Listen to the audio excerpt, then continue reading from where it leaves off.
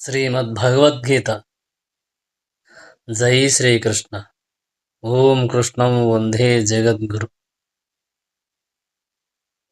హరే కృష్ణ కృష్ణ కృష్ణ హరే హరే, హరే రామ రామ రామ హరే హరే.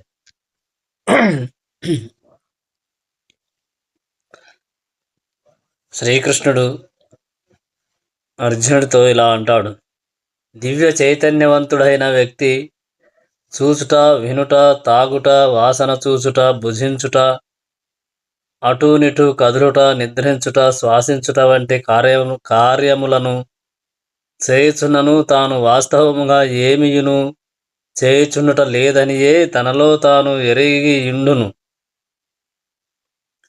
ఏలయన మాట్లాడునప్పుడు, విసర్జించుచున్నప్పుడు, గ్రహించుచున్నప్పుడు, లేక కన్నులను తెరుచునప్పుడును లేక మూయినప్పుడును భౌతికములైన ఇంద్రియములు మాత్రమే ఇంద్రియార్థ విషయములలో నెలకొని యున్నవని, మరియు తాను మాత్రము వాని నుండి దూరముగా నుంటిననియు సదా ఎరిగియుండును. కృష్ణ చైతన్యవంతుడు శుద్ధస్థితి ఎందున్నందును కర్త, కర్మ, సన్నివేశము, ప్రయత్నము, అదృష్టములను 5 విధములైన కారణములపై ఆధారపడి ఉన్న ఎట్టి కర్మలతోనూ అతడు సంబంధమును కలిగియుండడు. అతడు కృష్ణ భగవానుని దివ్యమైన భక్తియుక్త సేవ యందు నెలకొని యుండుటయే అందుకు కారణం. తన దేహంతోడను ఇంద్రియములతోడను వర్తించుచున్నట్లు కనబడినను అతడు ఆధ్యాత్మిక కలాపమైన తన వాస్తవ స్వరూప స్థితిని గూర్చి సదా ఎరిగియుండును. భౌతిక భావనలో ఇంద్రియములు ఇంద్రియ భోగము కొరకై నెలకొని ఉండగా, కృష్ణ చైతన్యము నందు అవి శ్రీకృష్ణుని ఇంద్రియ ప్రీతి కొరకై వినియోగింపబడును. కనుకనే కృష్ణ చైతన్యవంతుడు ఇంద్రియ కర్మలలో నెలకొనినట్లు కనిపించినను అతడు ఎల్లవేళలా ముక్తుడైయుండును. జ్ఞానేంద్రియములు చూచుట మరియు వినుట వంటి కార్యకలాపాలు జ్ఞానము ప్రార్థన కొరకు కాగా, నడుచుట, మాట్లాడుట, విసర్జించుట వంటి కర్మేంద్రియములు కర్మ కోసమై ఉద్దేశింపబడినవి. కృష్ణ చైతన్యవంతుడు అట్టి ఇంద్రియ కర్మలచే ఎన్నడూ ప్రభావితుడు కాడు. అతడు భగవానుని నిత్య దాసుడనని ఎరిగియుండుటచే భగవానుని సేవను తప్ప అన్య కార్యమును చేయకుండును. శ్రీకృష్ణుడు ఇలా అంటాడు అర్జునుడితో: కర్మఫలములను అన్నింటినీ భగవానునకు అర్పించి ఆసక్తి లేకుండా తన ధర్మములను నిర్వహించువాడు నీటిచే అంటబడని తామరాకు వలె పాపకర్మ ఫలితములచే ప్రభావితము కాడు. ఇక్కడ బ్రహ్మాని అనగా కృష్ణ చైతన్యమునందు అని అర్థం.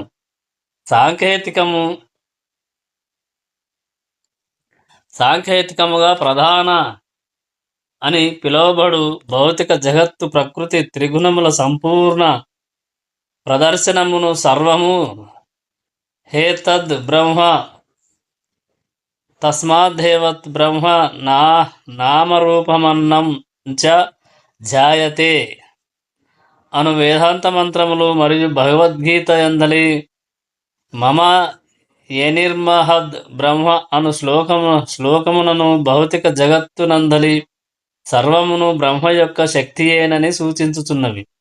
అనగా జగత్తునందలి కార్యములు తమకు కారణమైన బ్రహ్మము కంటెను భిన్నములుగా వ్యక్తీకరింపబడినను వాస్తవమునకు అవి కారణము కంటే అభిన్నములై ఉన్నవి.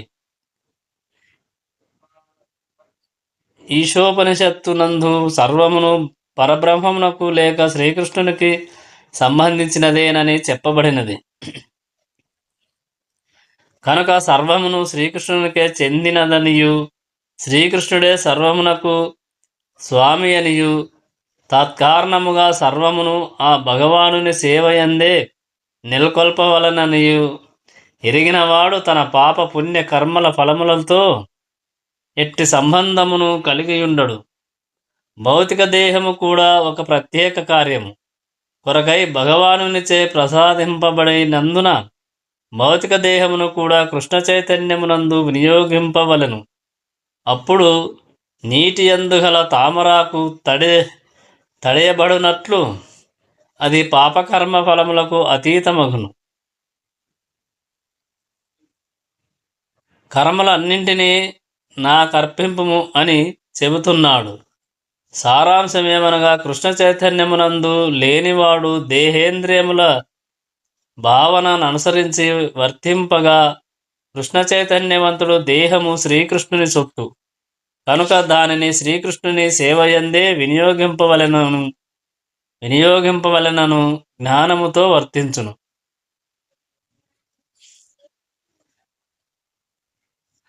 శ్రీకృష్ణుడు అర్జునుడితో ఇలా అంటాడు: యోగులు ఆసక్తిని విడిచి ఆత్మశుద్ధి అను ప్రయోజనము కొరకు మాత్రమే దేహముతోడను మనస్సుతోడను బుద్ధితోడను మరియు ఇంద్రియములతోడను కర్మనొనరింతురు. ఎవరైనను శ్రీకృష్ణుని ఇంద్రియ ప్రీతి కొరకు కృష్ణ చైతన్యముతో కర్మనొనరించినప్పుడు దేహము మనస్సు బుద్ధి లేదా ఇంద్రియములతో చేయబడు ఏ కర్మయైనను భౌతిక కాలుష్యము నుండి పవిత్రమగును. అనగా కృష్ణ చైతన్యవంతుడు చేయు కర్మలకు ఎటువంటి భౌతిక కర్మఫలములు కలుగజాలవు. కనుకనే సాధారణముగా సదాచారములని పిలువబడు పవిత్ర కర్మలను కృష్ణ చైతన్యమునందు నెలకొని సులభముగా నిర్వర్తించును. కృష్ణ చైతన్యమునందు నిర్వర్తించేడివాడు దేహము మనస్సు బుద్ధి వాక్కులచే భౌతికములని పిలువబడు కర్మలయందు నెలకొనినప్పటికీ భౌతిక జగత్తున ముక్త పురుషుడే యగును. దేహాత్మబుద్ధి లేనందున అతనికి అహంకారము లేకుండును. తాను దేహమును కాదనియు ఈ దేహము తనకు చెందినదనియు అతడు పూర్తిగా ఎరుగును. తాను శ్రీకృష్ణునికి చెందినవాడగుట చేత అతని దేహము కూడా శ్రీకృష్ణునికే చెందినదని భావించును. అతడు తన ఆధీనమునందు గల సమస్తమును అనగా దేహము బుద్ధి వాక్కు జీవితము ధనము వంటి వాని నుండి ఉత్పన్నమైన సర్వమును శ్రీకృష్ణుని సేవ యందే వినియోగించును. కనుక అతడు వెంటనే శ్రీకృష్ణునితో సన్నిహిత సంబంధమును పొందును. శ్రీకృష్ణునితో అతడు గుణైక్యమును కలిగియుండి దేహాత్మబుద్ధి వలన కలుగు అహంకారమునకు దూరముగా నుండును. ఇది ఏ కృష్ణ చైతన్యమునందలి పరిపూర్ణత్వ స్థితి అయి ఉన్నది. శ్రీకృష్ణుడు ఇలా అంటాడు: స్థిరమైన భక్తిని కలిగినవాడు సర్వకర్మల ఫలములను నాకు అర్పించుటచే నిర్మలమైన శాంతిని పొందును. అట్లుగాక భగవద్భావనము లేనివాడును మరియు తన కర్మఫలముల ఎడ ఆసక్తిని కలిగి ఉన్నవాడును అగు మానవుడు బుద్ధుడగును. కృష్ణ చైతన్యవంతునికి మరియు దేహాత్మబుద్ధిని కలిగి ఉన్నట్టి వ్యక్తికిని నడమగల భేదమేమనగా మొదటివాడు శ్రీకృష్ణుని యందు ఆసక్తుడై ఉండగా రెండవవాడు తన కర్మఫలముల యందు ఆసక్తుడై ఉండును. శ్రీకృష్ణుని యందు ఆసక్తుడై ఉండి కేవలము అతని కొరకే కర్మలను ఆచరించువాడు నిశ్చయముగా ముక్త పురుషుడు. అట్టివాడు తన కర్మఫలముల యందు అట్టి ఆసక్తిని కలిగి ఉండడు. కర్మఫలముల యందు ఆసక్తిని కలిగి ఉండుటకు కారణం ద్వితీయ భావముతో కర్మనొనరించుట అనగా పరతత్వపు జ్ఞానము లేకుండా స్వతంత్రముగా కర్మనొనరించుటయని వివరింపబడినది. దేవాది దేవుడైన శ్రీకృష్ణుడే ఆ పరతత్వము. కృష్ణ చైతన్యమునందు ద్వితీయ భావనము లేదు. సర్వము సర్వమంగళకరుడైన శ్రీకృష్ణుని శక్తి ఫలమే అయినందున కృష్ణ చైతన్య కర్మలన్నీయును అలౌకికములు, దివ్యములు మరియు భౌతిక ప్రభావము లేనట్టివి. కనుకనే కృష్ణ చైతన్యమునందు మానవుడు పరిపూర్ణ శాంతితో నిండియుండును. కానీ ఇంద్రియ తృప్తి కొరకు లాభమును గణించుటలో చిక్కుకొనినట్టి వాడు అట్టి శాంతిని పొందజాలడు. శ్రీకృష్ణునికి అన్యముగా దేనికిని స్వతంత్రమైన అస్తిత్వము లేదని గుర్తించుటయే శాంతికి నిర్భయత్వమునకు ఆధారమై ఉన్నది. ఇది ఏ కృష్ణ చైతన్యమునందలి రహస్యము. శ్రీకృష్ణుడు అర్జునుడితో ఇలా అంటాడు: దేహదారి అయిన జీవుడు తన స్వభావమును నియంత్రించి మానసికముగా కర్మల అన్నింటినీ త్యజించినప్పుడు నవద్వారములు గల పురమునందు భౌతిక దేహమునందు తాను కర్మను చేయకుండా మరియు కర్మకు కారణము కాకుండా సుఖముగా వసించును. బద్ధజీవుడు నవద్వారముల గల దేహమనేడి పురమునందు నివసించును. దేహకర్మలు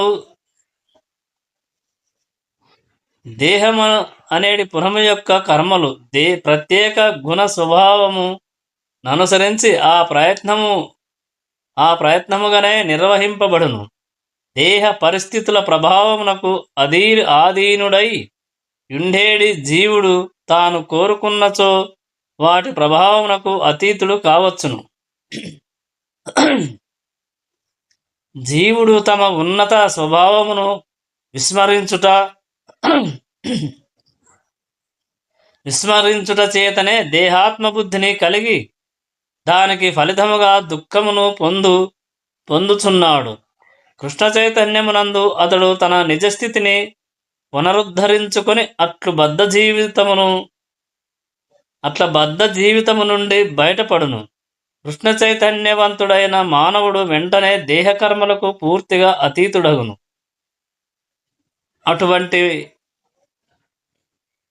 అటువంటి మారిన ప్రవృత్తులు కలిగిన నియమిత జీవితమునందు అతడు నవద్వారములు గల పురములో సుఖముగా జీవించును. నవద్వారములు గల పురము ఈ క్రింది విధముగా వర్ణింపబడినది: నవద్వారే పూరే దేహి హంసో లీలాయతే బహీహ వహీ సర్వస్వ లోకస్య స్థావరస్య చరస్య చ. నవద్వారములు గల పురమున అనగా జీవుని దేహమునందు నిలిచి ఉండేడి దేవాది దేవుడు విశ్వమునందలి సమస్త జీవులను నియంత్రించువాడు. ఈ దేహము నవద్వారములను కలిగి యుండును. 2 కన్నులు, 2 నాసిక రంధ్రాలు, 2 కర్ణములు, 1 నోరు, మర్మావయవము,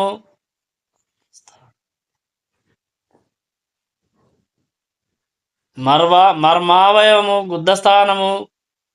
బద్ధస్థితిలో జీవి తన దేహమే తానని భావించును. కానీ తన హృదయమునందు గల పరమాత్మతో గుణైక్యమును గుర్తించినప్పుడు అతడు దేహమునందున్నప్పటికీ భగవానుని వలె భయశోకాదుల నుండి స్వతంత్రుడు కాగలడు. కనుకనే కృష్ణ చైతన్యవంతుడు భౌతిక దేహము యొక్క బాహ్యాంతర కర్మలన్నింటినీ నుండి విడివడి యుండును. శ్రీకృష్ణుడు ఇలా పలికెను అర్జునుడితో: తన దేహమనేది పురము యొక్క అధిపతి అయిన జీవాత్మ కర్మలను సృష్టింపబడు జనులను కర్మలు చేయమని ప్రేరేపింపడు. కర్మఫలములను సృష్టింపడు. ఇది అంతయు ప్రకృతి త్రిగుణముల చేతనే చేయబడుచున్నది.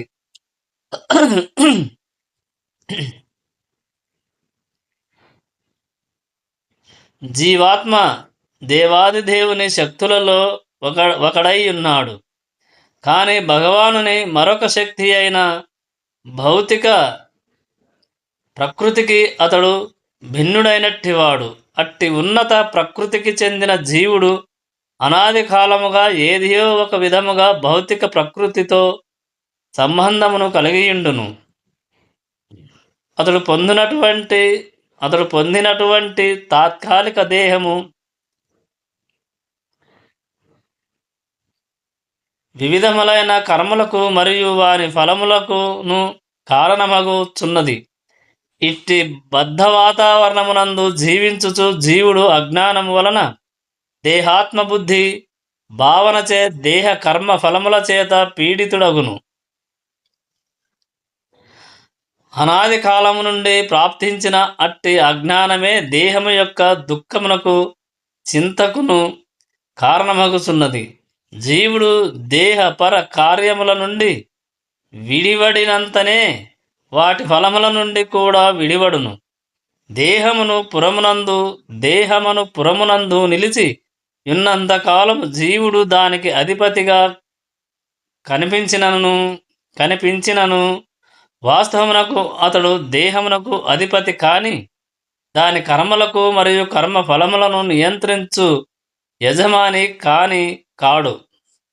అతడు కేవలం భౌతిక సాగరమున జీవన పోరాటము చేయుచున్నట్టివాడు. సముద్రపు అలలు అతనికి క్రిందికి మీదకి ఊపుచుండును. వాటిపై అతడు ఎట్టి నియంత్రణాధికారమును కలిగియుండడు. కనుక దివ్యమైన కృష్ణ చైతన్యము ద్వారా ఆ భవజాలముల నుండి బయటపడుటయే అతనికి గల ఉత్తమ పరిష్కార మార్గం. అదే అతని సర్వ క్లేశముల నుండి రక్షించగలదు.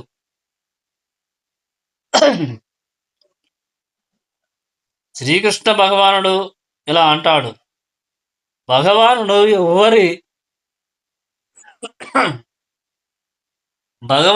ఎవరి పాపమును గాని పుణ్యమును గాని గ్రహింపడు. అయినను జీవులు వారి నిజ జ్ఞానమును ఆవరించిన అజ్ఞానముచే మోహమునందుచుందురు.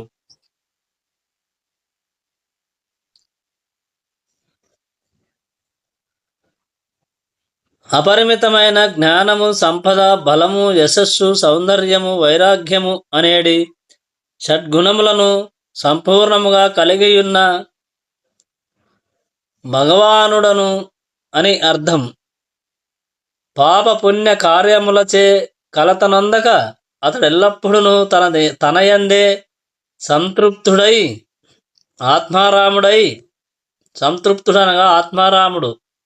ఆత్మారాముడై యుండును. ఏ జీవుని స్థితికి కూడా అతడెన్నడను కారణుడు కాడు. జీవుడే అజ్ఞానముచే మోహితుడై వివిధ రకములైన భౌతిక జీవన స్థితుల యందు ఆసక్తుడు అయినందున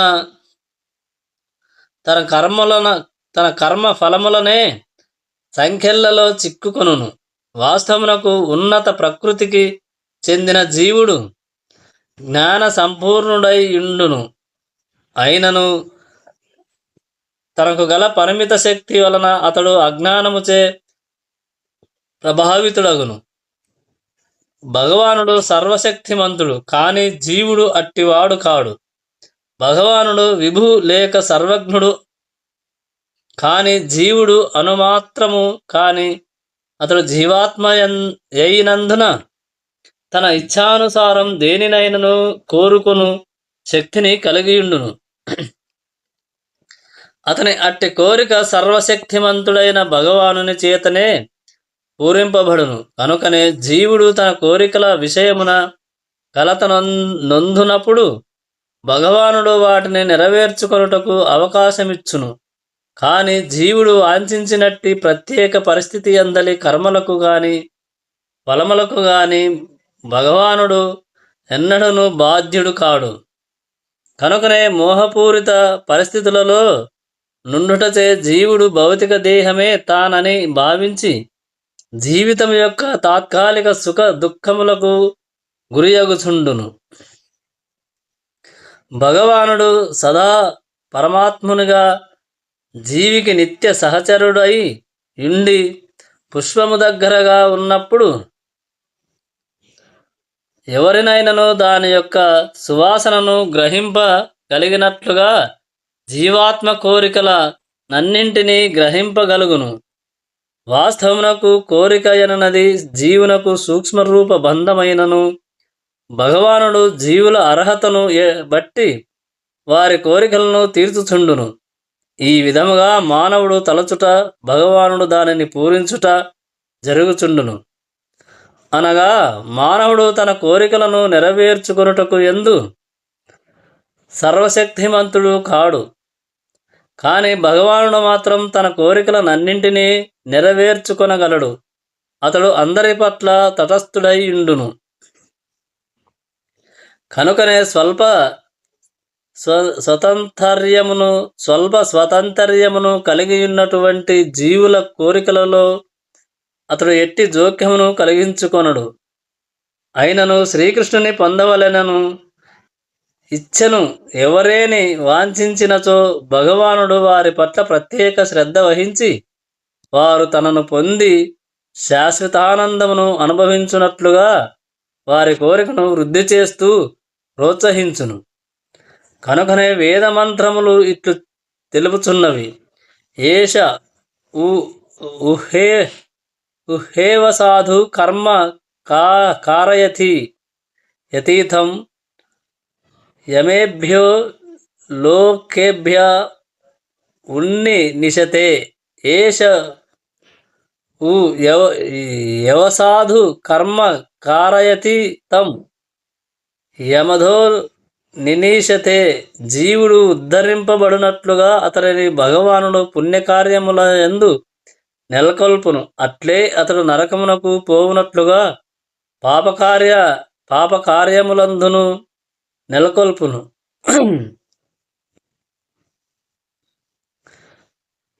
జీవుడు తన సుఖ దుఃఖములందు సంపూర్ణముగా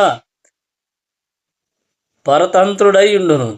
వాయువుచే మేఘము కదిలినట్లు అతడు భగవానుని సంకల్పముచే స్వర్గమునకు గాని నరకమునకు గాని ప్రయాణించును. కృష్ణ చైతన్యమునకు దూరముగా ఉండవలెనను చిరకాల వాంఛచే జీవుడు స్వయముగా మోహనమునకు గురియగుచున్నాడు. తత్ఫలితముగా జీవుడు సహజముగానే నిత్యుడను, ఆనంద స్వరూపుడను, జ్ఞాన సంపూర్ణుడను అయినప్పటికీ తన అనుమాత్ర స్థితి వలన భగవానునికి సేవ చేయూతమను తన సహజ నిజస్థితిని విస్మరించి అజ్ఞానముచే బద్ధుడగుచున్నాడు. అట్టి అజ్ఞాన వశమున జీవి తన బద్ధస్థితికి భగవానుడే కారణమని భావించును. భగవానుడు బాహ్యముగా ద్వేషించుచున్నట్లు లేదా ప్రేమించుచున్నట్లు కనిపించినను వాస్తవమునకు అతడు ఎవ్వరిని ద్వేషించుట గాని ప్రేమించుట గాని చేయడు. శ్రీకృష్ణుడు అర్జునుడితో ఇలా పలికెను: మానవుడు అజ్ఞానమును నశింపజేయు జ్ఞానముచే ప్రకాశవంతుడైనప్పుడు పగటిపూట సూర్యుడు సర్వమును ప్రకాశింపజేయునట్లు అతని జ్ఞానము సర్వమును వ్యక్తపరచును. శ్రీకృష్ణుని విస్మరించిన వారు నిశ్చయముగా మోహమునకు గురగుదురు. కానీ కృష్ణ చైతన్యవంతుడు ఎన్నడను అట్టి మోహమునకు గురికాడు. సర్వము జ్ఞాన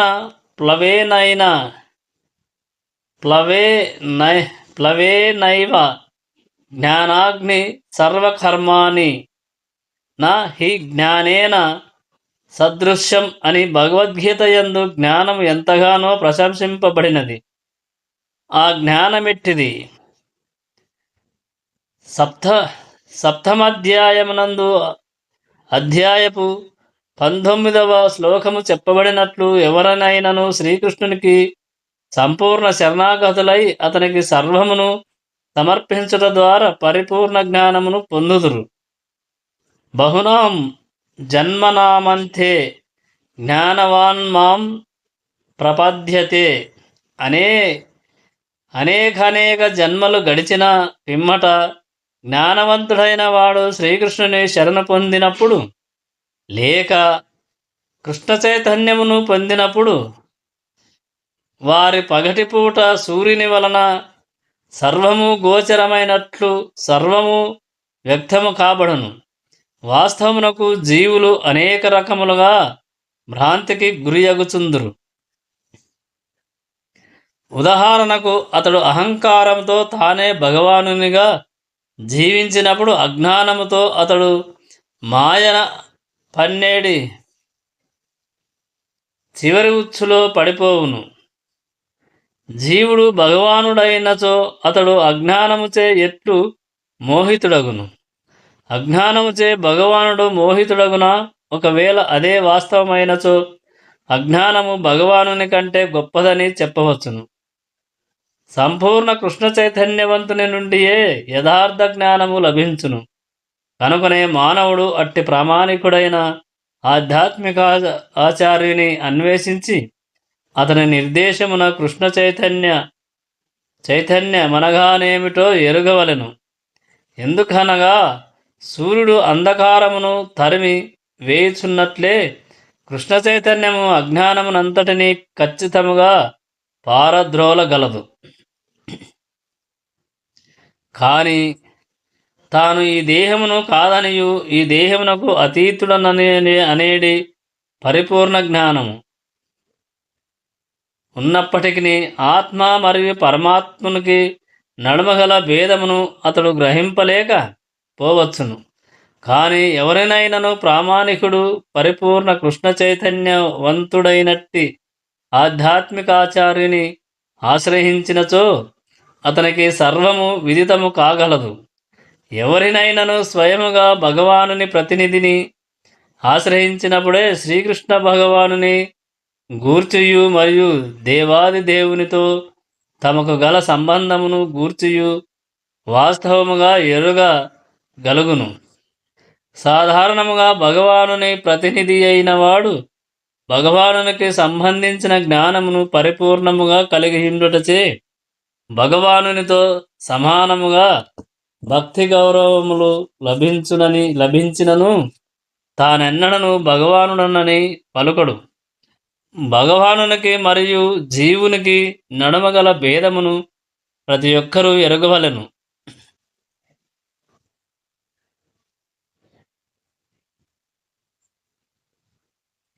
ప్రతి జీవియు వ్యక్తిత్వమును కలిగి యుండుననియు భగవానుడు కూడా వ్యక్తిత్వమును కలిగి యుండునని తెలిపియుండెను. జీవులందరూ భౌతిక కాలమందును వర్తమాన కాలమునందును భవిష్యత్తు కాలమునందును వ్యక్తిత్వమును కలిగియుందురు. జీవులు ముక్తి నొందిన పిమ్మట కూడా తమ వ్యక్తిత్వమును కలిగియుందురు.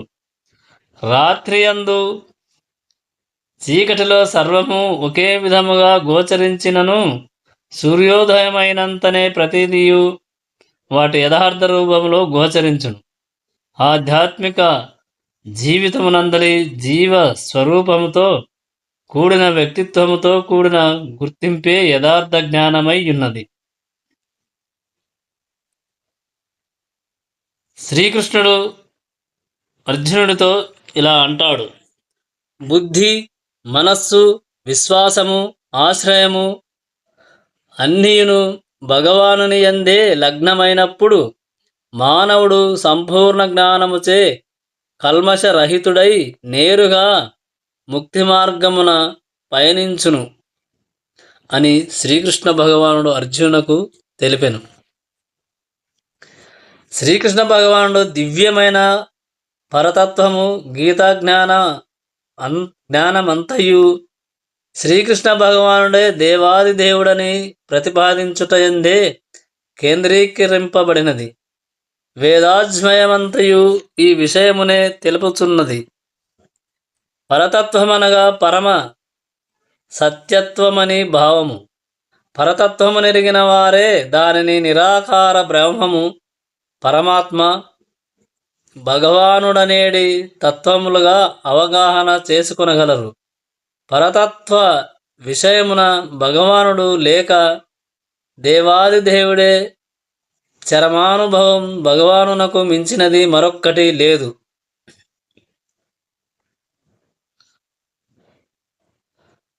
ఓ అర్జున, నాకంటే పరతరమైనది మరొక్కటి లేదు అని బోధించను అర్జునునకు. నిరాకార బ్రహ్మము కూడా శ్రీకృష్ణుని పైననే ఆధారపడి ఉన్నదని తెలుపబడినది. బ్రహ్మణోహి ప్రతిష్టాహం కనుక అన్ని విధముల శ్రీకృష్ణుడే పరతత్వము. ఎవరి మనస్సు, బుద్ధి, విశ్వాసము, ఆశ్రయము సదా శ్రీకృష్ణుని యందే నెలకొని యుండునో, ఎవరు సంపూర్ణ కృష్ణ చైతన్యము కలవారై యుందురో వారు నిస్సందేహముగా అపోహల నుండి పూర్తిగా తొలగింపబడి కల్మషరహితులై పరతత్వమునకు సంబంధించిన సర్వ విషయములందును పరిపూర్ణ జ్ఞానం కలవారై యుందురు. కృష్ణ చైతన్యవంతుడు శ్రీకృష్ణుని యందు వివిధ తత్వములు కలవని ఏకకాలమున నిరాకారము మరియు సాకారము సంపూర్ణముగా అవగతము చేసుకొనగలుగును. అట్టి దివ్య జ్ఞానముతో మానవుడు ముక్తి మార్గమున నిశ్చలమైన పురోభివృద్ధిని సాధించగలడు. జై శ్రీకృష్ణ. ఓం నమో నారాయణాయ. ఓం కృష్ణం వందే జగద్గురుం. జై శ్రీరామ్.